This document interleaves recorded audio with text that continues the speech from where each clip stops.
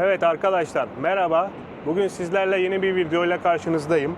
Bugünkü videoda arkadaşlarımın da veya video izleyenlerin de merak ederek sorduğu arabamı tanıtacağım. Evet. Arabam şu an burada. Arabam Mercedes E200 Coupe 2017 model. Bu kasa aslında 2013-2016 olarak geçiyor ama 2017 çıkışlı bu. Gördüğünüz gibi dışarıdan bu şekilde tek kapılı bir araç. 19 inç jantları var.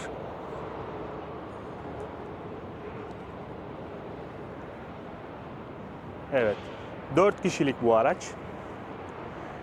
Arkalarda LED çizgi farlar var.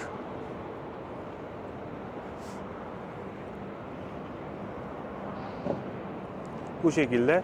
Şimdi arka lastiklerin ölçüleri 255-30. Önler ise 235-35. Evet. İçerisini bir gösterelim sizlere.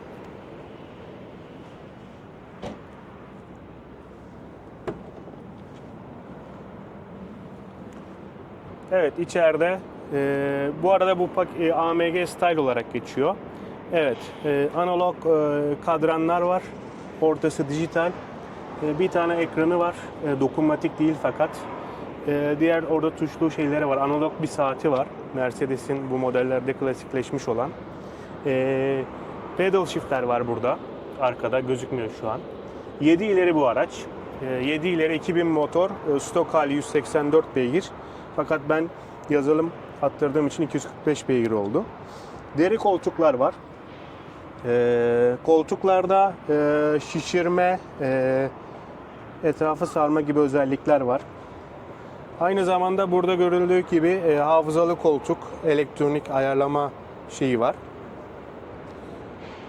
Bu araçta arkadaşlar çıta yok. Gördüğünüz gibi bu camlar komple iniyor aşağıya doğru. Yani böyle sanki camsızmış gibi, şeysizmiş gibi oluyor. O güzel bir özellik. Cam tavan var. Onu gösterelim.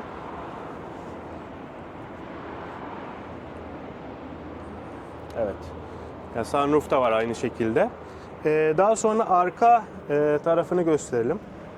Bu normal E200'lere nazaran biraz tabii ki arka tarafı daha diz mesafesi dağdır. Tabii ben de uzun bir insanım. 1.98 olduğum için ben koltuğu arkada çekiyorum. Fakat hem tavan birazcık şey olduğu için tavanı gösterelim şuradan. Birazcık basık olduğu için normal 4 kapılı E200'lere göre hem de bunun bagaj gayet geniş. Bagaj hacmi de gördüğünüz gibi derin.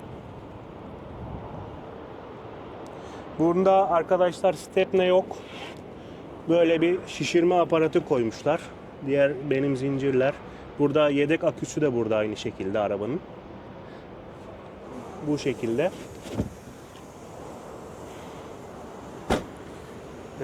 Ekstradan göstereceğim bu ayna karartmalı arkadaşlar. Sol taraftaki, sağ taraftaki değil.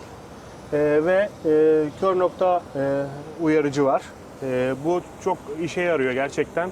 Özellikle aracı kullanırken soldan sağdan araç gelirken ve siz sollamaya kalktığınızda ötüyor. Diğer türlü rengi değişiyor. Kırmızı oluyor araç çok yakınsa. Şey ise turuncu oluyor. Diğer türlü şeffaf oluyor. Aracın en sevdiğim özelliklerinden birisi de bu farlar. Bunlar akıllı farlar arkadaşlar. LED Intelligent Light System diye geçiyor. Bunlar ne yapıyor size? Otomatiğe aldığınızda aracı, yalnız bu otomatiği şeyle karıştırmayalım. Gece gündüz ayarıyla karıştırmayalım. Bu farın otomatik ayarıyla bahsediyorum. Otomatiğe aldığınızda ne yapıyor? Uzunlu kısayı nereye açması gerekiyor, nereye kapaması gerekiyor onu ayır. Mesela tam önünüzde bir araba var. O tarafı kısıyor, yanları açıyor. Veya araba çok ileride bu sefer uzunları açıyor. Tabelalar var. Tabelaları görmeniz için uzunları açıyor. Yani o farları ya benim tabirimle bir sanat yapıyor. Gerçekten sağ sol işte ortayı açması gerekiyorsa, nasıl yapması gerekiyorsa öyle bir özelliği var. Gerçekten çok sevdiğim bir özelliği. Aynı zamanda anahtarsız giriş var bu arabada. Yani anahtar cebinizde olduğu zaman bu şekilde açıyorsunuz. Bu şekilde kapattığınızda buradan da kilitleyebiliyorsunuz. Bu özellikle sevdiğim özelliklerden bir tanesi. İçerideki sevdiğim özelliklerden bir tanesi Apple CarPlay, Android Auto kabloyla bağlanabiliyorsunuz. O özellikleri de seviyorum. Kablosuz olsa daha iyi olurmuş ama bu kasada böyle maalesef. Ama onun haricinde Bluetooth'la bağlanabiliyorsunuz. Bluetooth'la telefon görüşmesi ve arabanın kendi navigasyonu da var. Onunla da uygulamasıyla atabiliyorsunuz ama tabii CarPlay ve Android Auto kullanım açısından daha rahat. Evet, dışarıdan göstereceklerim bunlar. Aklıma gelen başka bir şey yok. İsterseniz bir de araçla yola çıkalım. Bir de yolda bir sürüş yapalım. Nasıl bir şey olacak bunları bir görelim.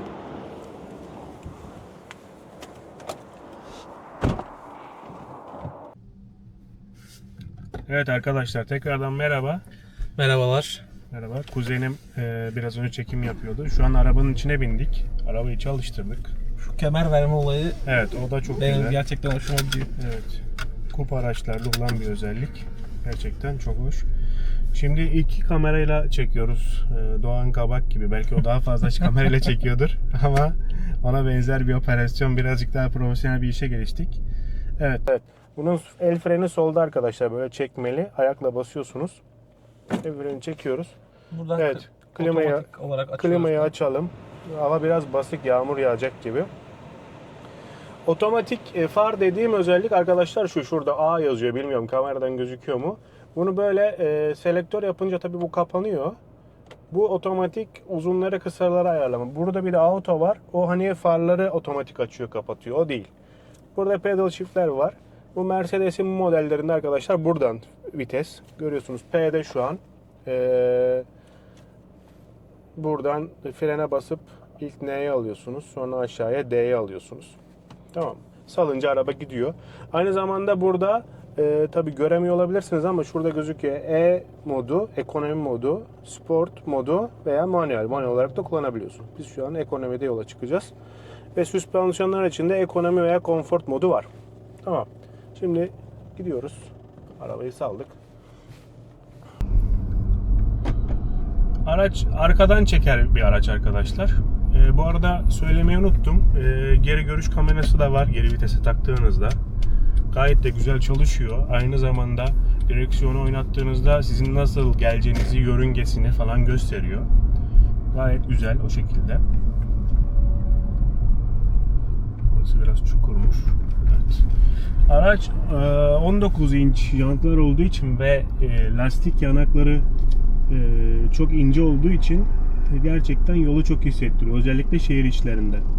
Şehir içlerinde gerçekten bazen böbrek taşlarınız dökülecek gibi oluyor. Ama otobanda falan giderken hiçbir sıkıntı yok. Çekişi de iyi. Yani arkadan çeker bir araç ama hiçbir zaman boğulmadı. Hani tabii ki çok hızlı bir araç değil.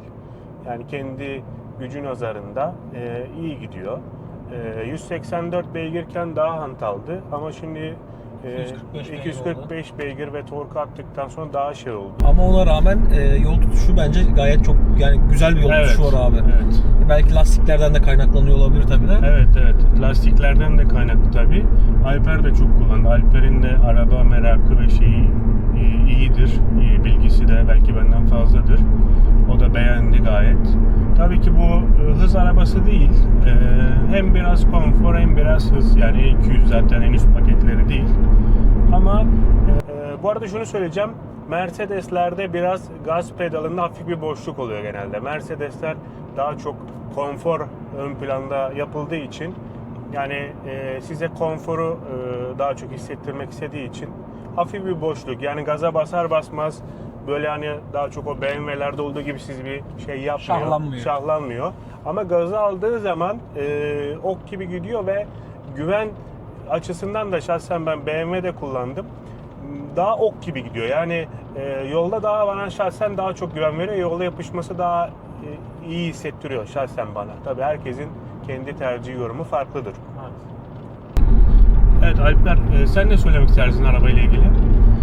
Abi Mercedes'e çok bir şey söylemeye gerek yok. Yani kendini kanıtlamış bir araba. ben de şimdi linç yiyebiliriz ama BMW'dense Mercedes'i daha çok seviyorum. Yani daha çok dediğin gibi güven duygusu daha çok veriyor.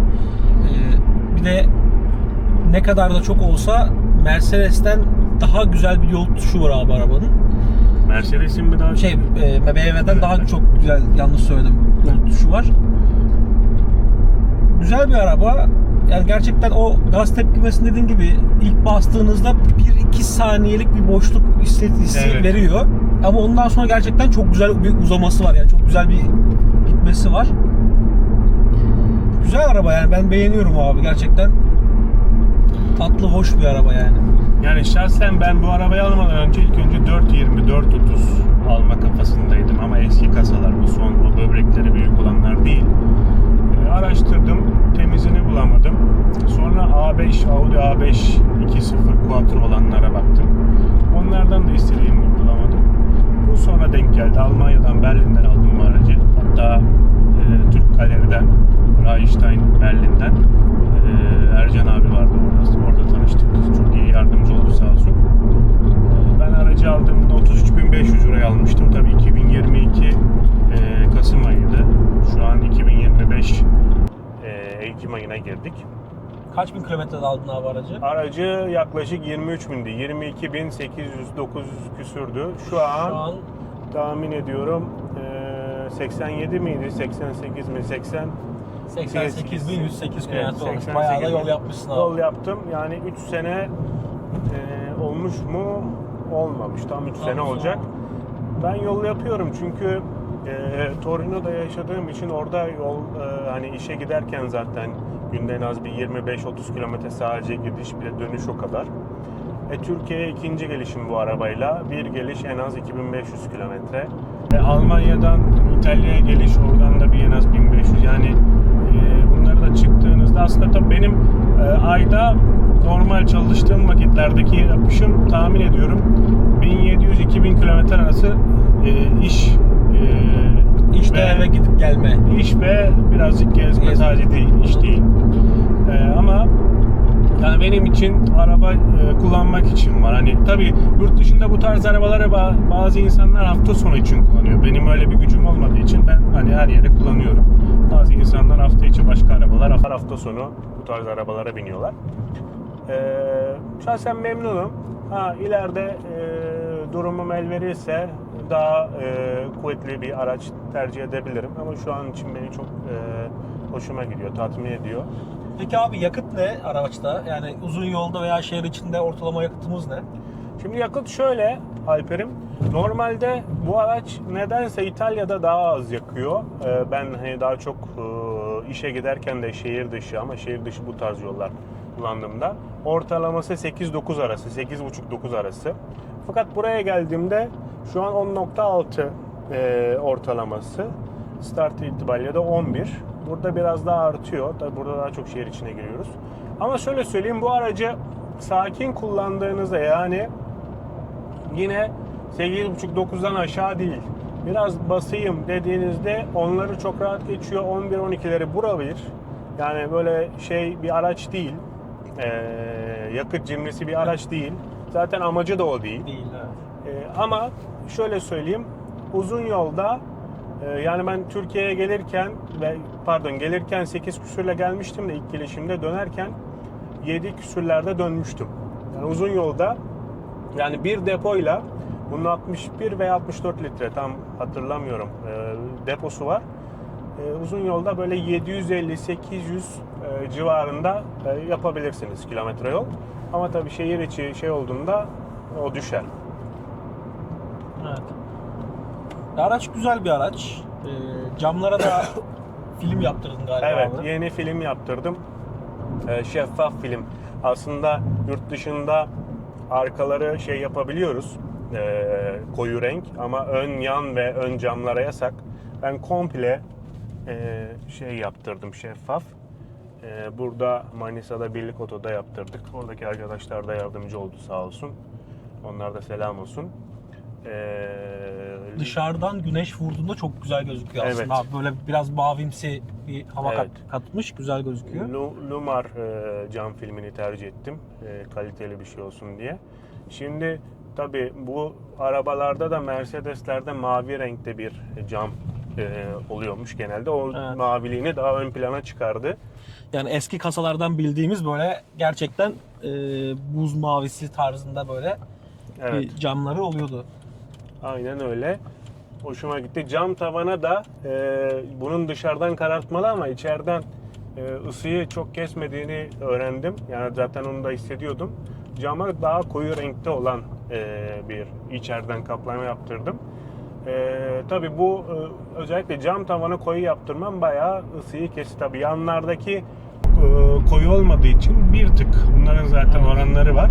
Ama ben zaten böyle bir şey istiyordum. Çünkü arka cam siyah olup ön cam şeffaf olduğunda Evet, biraz kötü duruyor. Kötü duruyor. O geçişi sevmiyorum. Evet, arkamızda polis varmış. Ben de kim bu bize selektör yapan diyordum. Polis de değil. Resmi sivil bir araç ama bu tarz şeyler olabiliyor. Dediğim gibi araçta aynı zamanda koltuk ısıtma var. Kışın çok severek kullandığım bir özellik.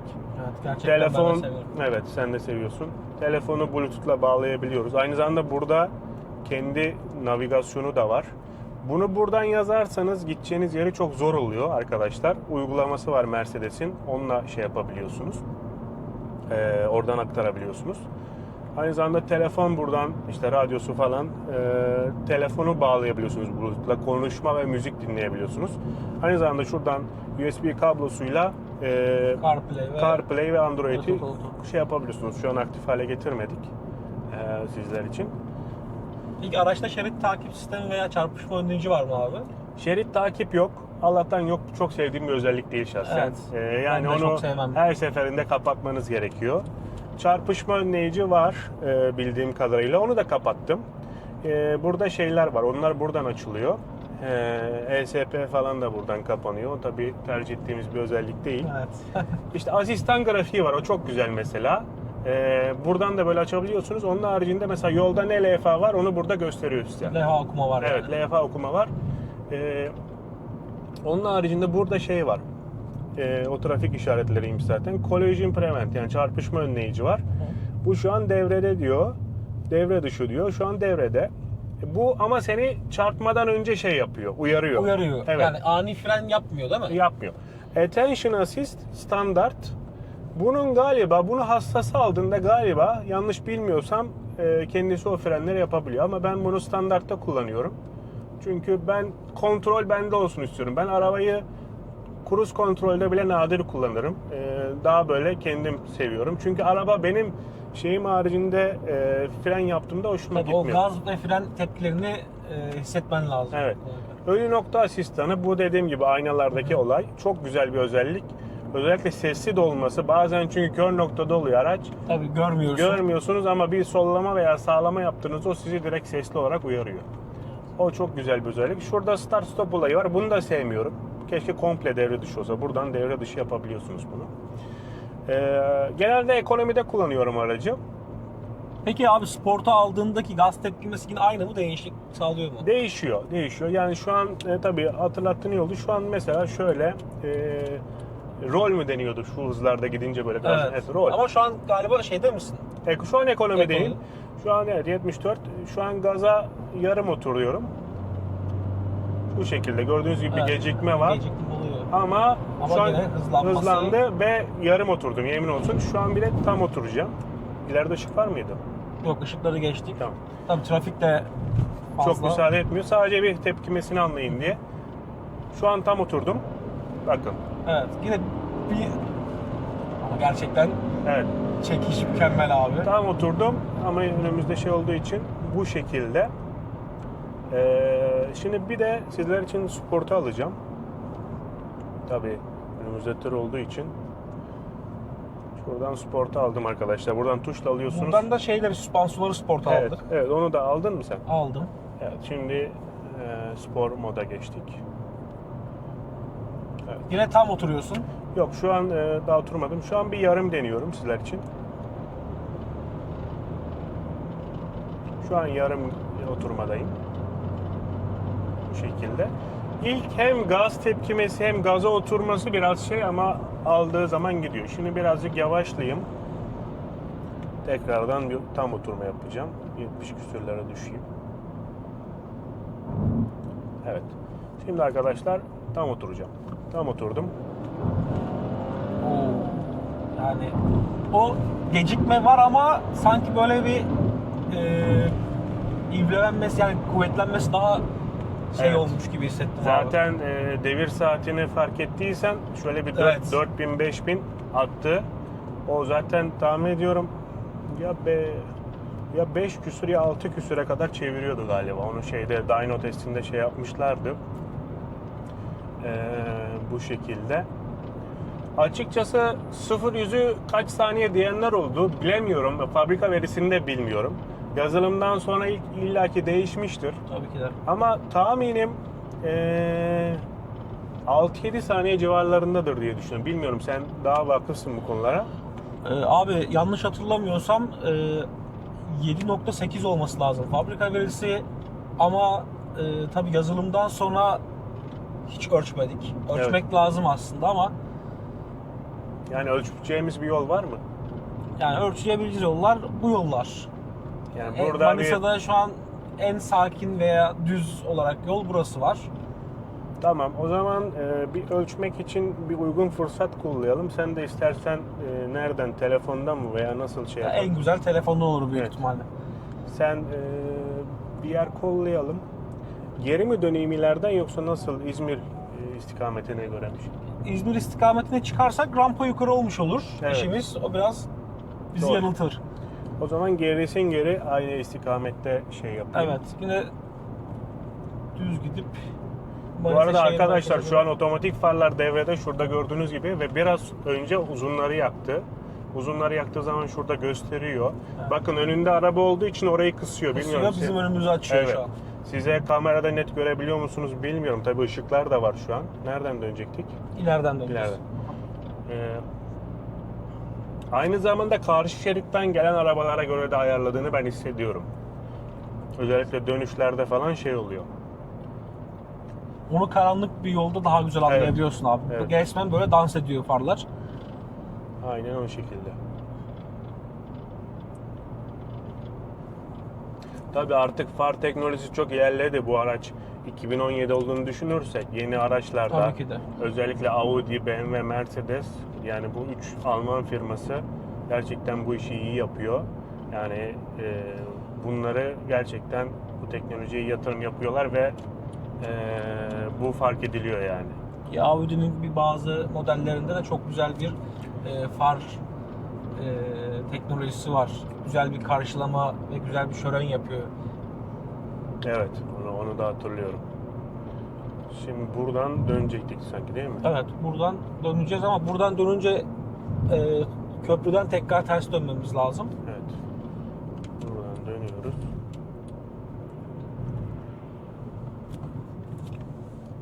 Evet.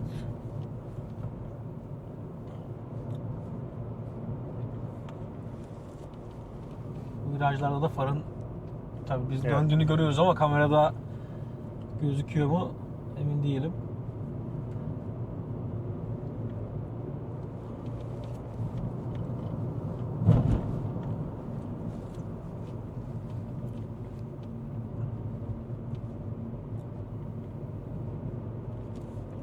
Buradan tekrar İleriden abi köprünün sağ taraftan aşağısından dönüp Evet. tekrar bu yola çıkacağız.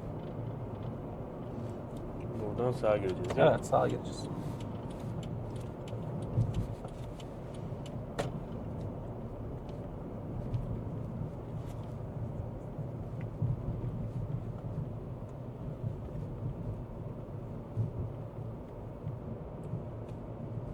Tümsek var. Evet. Tümseklerde arkadaşlar özellikle arka Evet çok zıplıyor abi. arka çok zıplattırıyor. Yani oraya aslında bir bağımsız süspansiyon olsa hoş olur. Evet. Şimdi Şimdi yola çıktığımızda abi sağda bir kenarda bekleyelim. Trafik durumuna göre de bir kalkış çıkış yapalım. evet, Ben de telefonu ayarlayayım. tabii.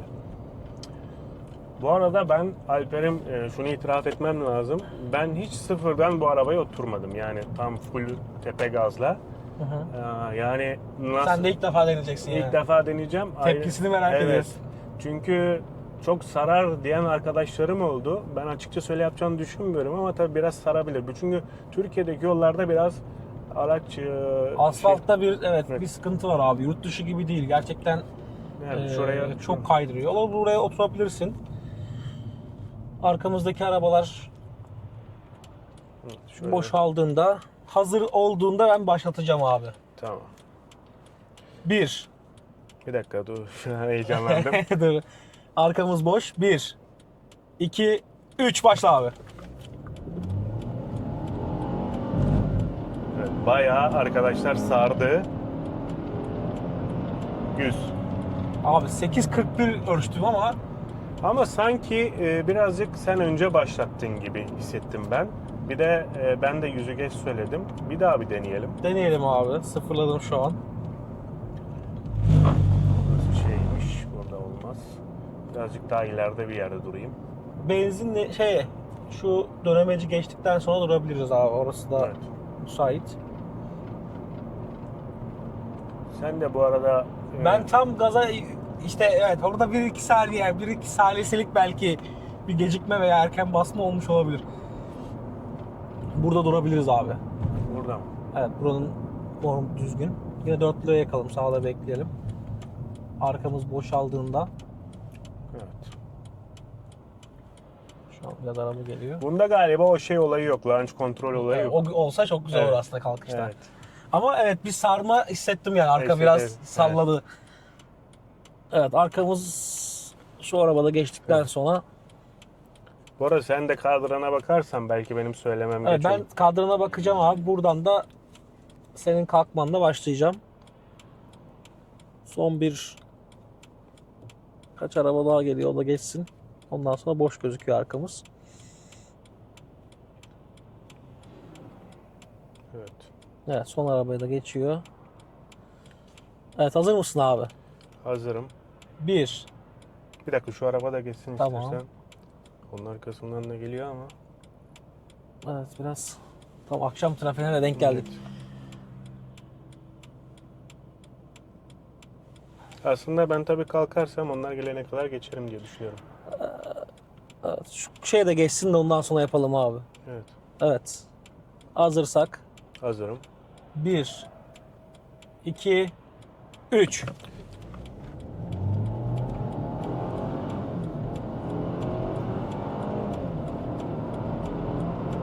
100. Evet, 7.70 oldu abi şimdi. 70. Ya belki tam optimal koşullarda Tabii, biraz tabii, daha yani- düşebilir. Ee, Ama sanki belki 7 saniyenin altına zor düşer gibi değil mi? ya abi yol şartı da önemli. Şimdi biz tabii ki de güzel bir çıkış yapamıyor olabiliriz. Evet. Yandan çıkıyoruz, araba sarıyor. Sarıyor. Çünkü direksiyon çevirmek zorunda kalıyoruz. Ha, belki düzlükte basıp çıksak belki daha bir 5-10 salise daha belki düşürebiliriz. Ama Evet. 7.5'tan aşağı düşeceğini sanmıyorum. Evet, ben de öyle düşünüyorum. Ama evet. Ama yani gayet de bence Evet. Ya o zaten aslında arkadaşlar o şeyleri şeyde yapıyor. O gaz tepkimesinin geç olduğundan aslında gaz tepkimesinin direkt alsa bence 1-1,5 saniye daha düşer gibi geliyor bana. tabii. Evet arkadaşlar, anlatacaklarımız bunlar. Şimdi yayını, senin söyleyeceğin başka bir şey var mı? Benim söyleyeceğim bir şey yok. Araç güzel bir araç. Tabii aklımda bu araç için daha farklı şeyler var ama hani yapılabilir mi, yapılmaz mı? İkinci bir yazılım yapıp böyle biraz daha yükseltip ama onun için de bazı şeyleri de değiştirmemiz gerekebilir. Evet. Öyle şeyler de düşündüm aslında ama bu araç 2000 motor bir araç. Belki bunun daha 400 ve üzeri araçlarda 3000 motor veya 6'ya geçiyor. Evet. O tarz bir araç alınıp onu belki Onlarla bir oynama yapılabilir. onlarla beraber. Ya ben çok orijinalinde hani bu işin çünkü sonu yok. Tabii ki Oynadıkça şey oluyor. Ama tabii Dikkat et abi. çok şey yapmadan oynamalar Polis olabilir. galiba o. Polis mi değil ama. Çok tehlikeli bir hareket yapıyor. Yani ana yolda Evet. Gerçekten olacak bir şey değil.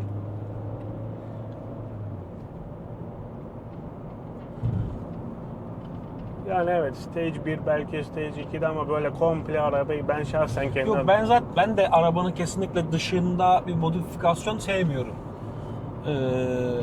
Hani motor olarak yapılabilir. Daha hızlı veya daha böyle performanslı bir araç yapılabilmesi için. Ama tabii bu araca onu yapmamız için neler değiştirmemiz gerekir? Onları bir araştırmak lazım. Neler koymamız gerekir? Ama şu an gayet hızlanması ve gidişi yani güzel. Beni tatmin Güzel. ediyor abi yani. Güzel, beni de tatmin ediyor. Tabii daha iyisi, daha güçlüsü her zaman var. Bunlar birazcık açıkçası parayla da doğru orantılı şeyler. Tabii ki de. Hem arabayı modifiye yapmak hem daha güçlü araba almak. Bunlar bütçenizle alakalı şeyler ama beni şu an için tatmin ediyor. Tabii şöyle bir işin pis durumu da var. Bir arabaya biniyorsunuz, tatmin ediyorsunuz. Sonra Daha da evet, hep yukarı çıkmak istiyorsun. daha Hep güçlüsü, yukarı daha şeyi olsun istiyorsunuz. Maalesef öyle bir pis bir yolu var. Araba alırken de öyle ya. Biraz daha vereyim şu olsun, biraz Aynen, daha biraz vereyim. Bakıyorsunuz bütçenin çok yukarısına çıkmışsınız. Gerçekten öyle. Yani bu bir aslında bir zevk, bir tutku. Yani erkekleri, kadınlar bazen biz o konuda anlamayabiliyor ama erkekleri Evet. gerçekten hoşuna giden bir tutku bu. O yüzden ben de zevk alıyorum yani bu konuda. Evet, kazasız belasız diyelim abi. Araç Evet. gerçekten güzel bir Evet. araç. İleride inşallah daha güzellerini nasip etsin. İnşallah Rabbim. sana da daha güzellerini nasip etsin. İnşallah. Yani Güzel güzel tabii. araçlarla güzel videolar çekelim inşallah. Evet inşallah. İnşallah tabii ileride belki kendi aracım veya başka araçlar denk gelirse de videolar çekebiliriz. Tabii kanalımızın sadece konsepti bu değil ama bu tarz içeriklerde üretebiliriz. O zaman iyi akşamlar diyelim abi. Evet. Buradan dönebilirsin Buradan istersen. dönelim. Evet arkadaşlar videoyu kapatıyoruz. Belki fırsat olursa dışarıdan da arabanın dışarıdan da giderken bir görüntülerini çekeriz. Şu an iç videoyu kapatıyoruz. Görüşmek üzere. Görüşmek üzere. Kendinize iyi bakın. Tekrardan görüşmek üzere.